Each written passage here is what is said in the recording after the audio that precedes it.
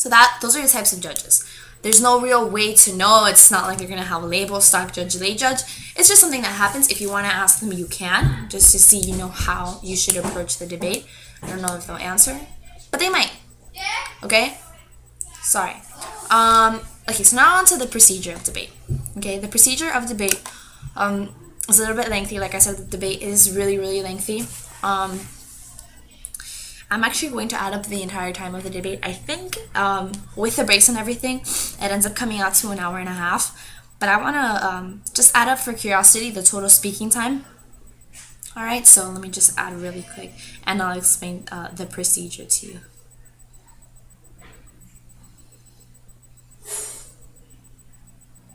Okay, so you have 1, 2, 3, 4 of that, and then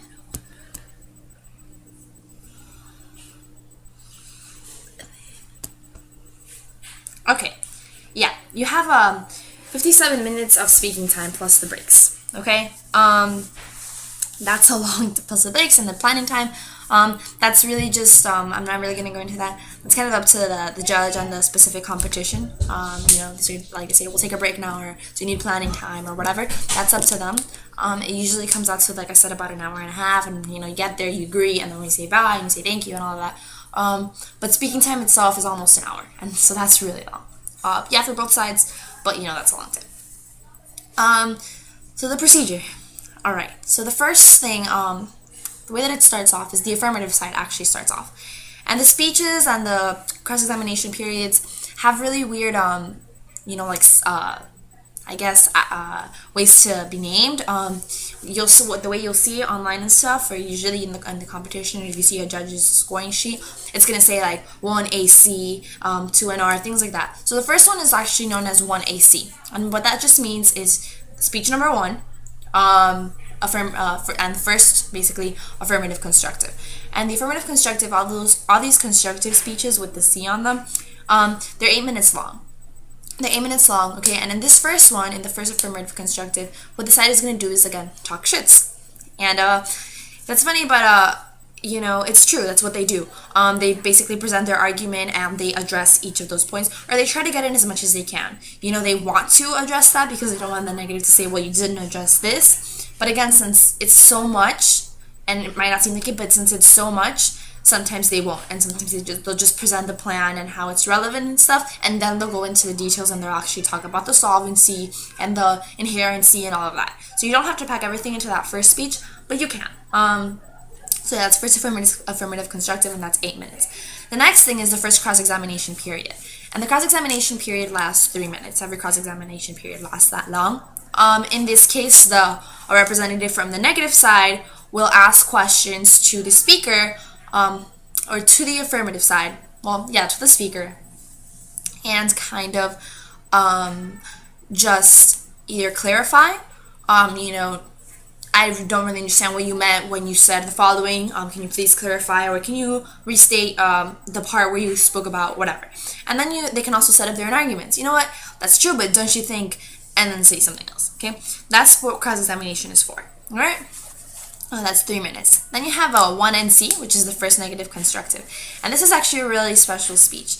The reason why is it's not like a guided thing that you have to do, but politically and following etiquette, this is a speech for something called off-case arguments by the negative side. They're not really going to present all their arguments at this point. What they're going to do is 3 different things. Bear with me. These things are a little bit confusing. They're again on the bottom if you want to look at them while I talk about this. The first off-case argument thing that they have to do is T, which is topicalities. They have to do 3 things in there. They have to interpret what the resolution is actually saying. So, to do this, they can define terms in the resolution maybe that they don't know. Or not that they don't know, but that they want to clarify, okay? So this resolution says we should extend space exploration. So what do we mean by extend? What do we mean by space exploration? That's what they would do at this point. Then they would do a violation, how that affirmative plan violates that interpretation, and then they would go into standards, which is what standards voters should use when looking at this plan. All right, what things they should guide themselves by when seeing whether this is a good plan or not. The next thing that they have to do during this speech of off-case arguments is a justification. It just means things that the affirmative must justify in order for their plan to pass. So if the affirmative side wants their plan to extend space exploration to pass, then they will have to justify the consequences that this will have on whatever, or they will have to justify how exactly they plan to do the following. All right, and the last thing that they have to do during these off-case arguments is DA, which stands for disadvantages. Give the disadvantages, of the plan. What's wrong with it? All right, what does it fail to do? What does it do incorrectly? Okay. All right, next you have another period of cross-examination, 3 minutes, same thing. In this case, someone from the affirmative side will ask the negative side questions to clarify and set up arguments, okay? Then you have the second affirmative constructive. The affirmative speaker keeps talking shits. They can alternate with their partners, that's up to them. Keep talking shits. But if you want your team to win, you want both people to speak, all right? Then you have another period of cross-examination. And then you have where the negative rep asks the affirmative questions. And then you have a second negative constructive speech. Sorry. All these constructive speeches, remember, are 8 minutes.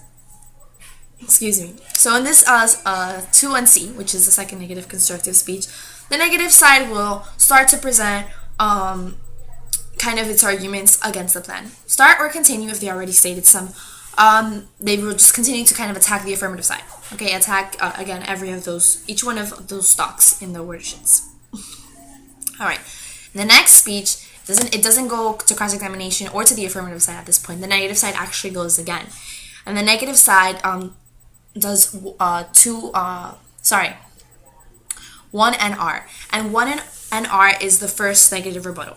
Okay, that other rebuttals last 4 minutes. And in the first negative rebuttal, which follows again right after the first negative constructive, the negative really continues to refute the affirmative. It says, you said this, however, this evidence shows this, and you said that your plan would do this, but how can you even say that when okay? Not in those terms, but, layman's terms, that's what would happen, all right? And then you have 1 AR. Again, no cross-examination period in between. The first affirmative rebuttal is actually probably, in my opinion, I think, the hardest speech. The hardest speech because if you remember, the negative gave a negative constructive, and then they gave a negative rebuttal. That's 12 minutes speaking time. The 8 minutes for the constructive and the 4 minutes for the rebuttal.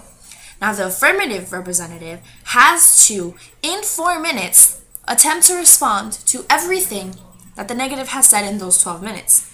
Because then the people in the audience are saying, oh, okay, so you said how you would do that, but I remember him mentioning that that's a disadvantage, so how do you plan to deal with that, and why didn't you say it? Are you just avoiding the topic?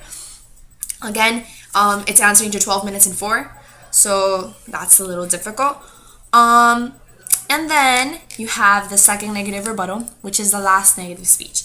And at this point, the negative side pretty much wraps up everything that's wrong with the affirmative, says what it has failed to do, says, what the affirmative started by arguing this, but they have now dropped that argument and instead embraced this, whatever things they have failed to show us how this will be done, and as we see, it would cause harm to these people, whatever, okay? That's the second negative rebuttal, 4 minutes, again, last negative speech, I'll wrap up.